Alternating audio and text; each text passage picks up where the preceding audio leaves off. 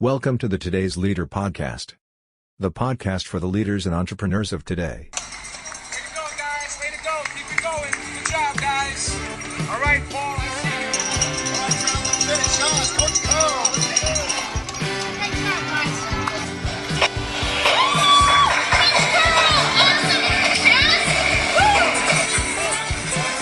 Hey there, it's Coach Curl here, and welcome to Monday Mentoring on the Today's Leader podcast, the podcast for the leaders and the entrepreneurs of today. Now, last week on the podcast, we shared an interview with Nita Kassan. Now, Nita spoke to us around the need for business leaders to be relatively fit, to be in good peak physical condition. And one of the main benefits of this was it helped to combat brain fog, some of that haze that we get sometimes from being in a leadership position. Now, if you wanted to listen into that particular episode, the link will be in the show notes of this particular podcast episode.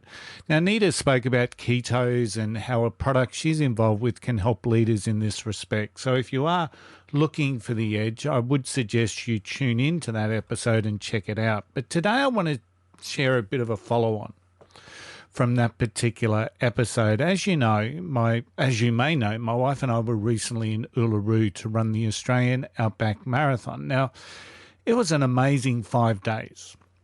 It gave me a great understanding of the Anangu people and some of the amazing landscapes of the region. We've got Uluru, we've got Katja Tjuta, we've got Kings Canyon, Mount Connor, just to name a few. It was a really awesome 5 days. But the reality is that when I left from the time away, I was feeling a bit flat. Now, the reason for that was we'd signed up to complete the Australian Outback Marathon.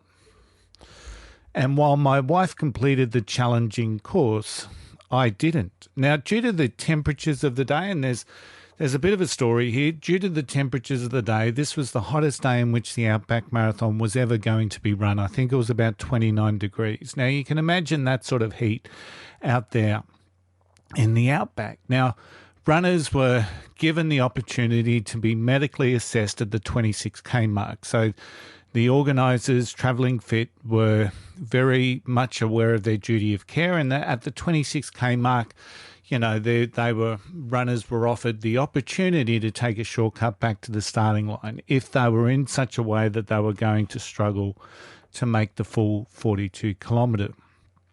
And ultimately that shortcut at 26K meant that you were running about just a little less than 29 kilometres. Now, this was 13K shorter than the full marathon, but it provided the runners the opportunity to complete the course, come across the finish line, get a medal for completing the half marathon, and still being in a relatively healthy state. So at the 26K mark, I actually took the shortcut. I was having some pain in my back and my hips, and that was mainly due, I believe, to the jarring nature of the corrugation on the dirt tracks.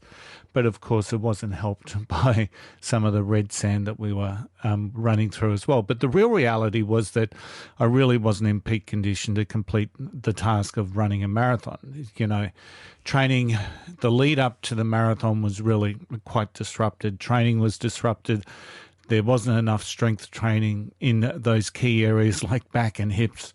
And the endless mind games of will it even happen took its toll. So, obviously with COVID lockdowns here in Australia, there was a mad fluctuation, roller coaster of emotions leading up to it from people in all states of Australia. So I wasn't in peak condition, and my body told me that. And at the 26K mark, I gladly took the opportunity to complete the course to a degree, but also felt incredibly flat afterwards. So now, completing a marathon is much like the work a leader needs to do.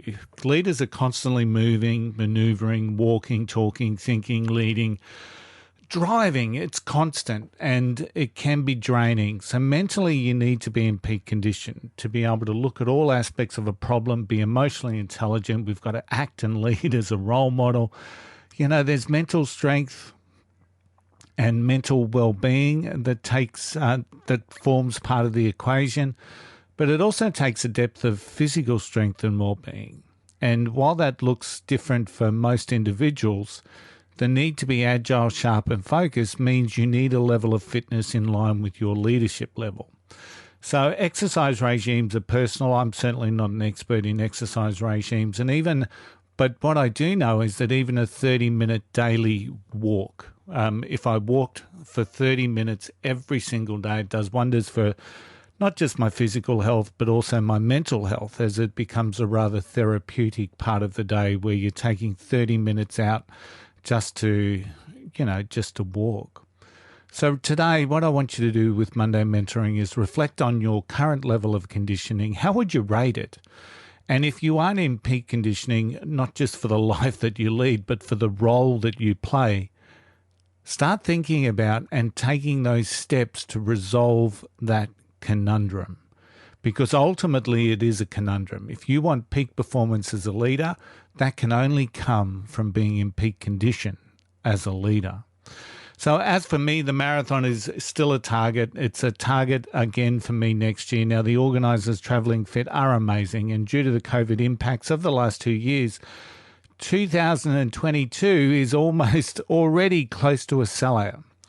But hopefully they'll find a place for me. I've set up the next couple of months to rebuild some strength and to rebuild some running capacity over similar terrains to what I'm expecting to run again in the marathon. For me, the marathon starts now, and it certainly is not going to stop me again. Hey, thanks for tuning in to Monday Mentoring on the Today's Leader podcast. I will see you all again next week. Bye for now.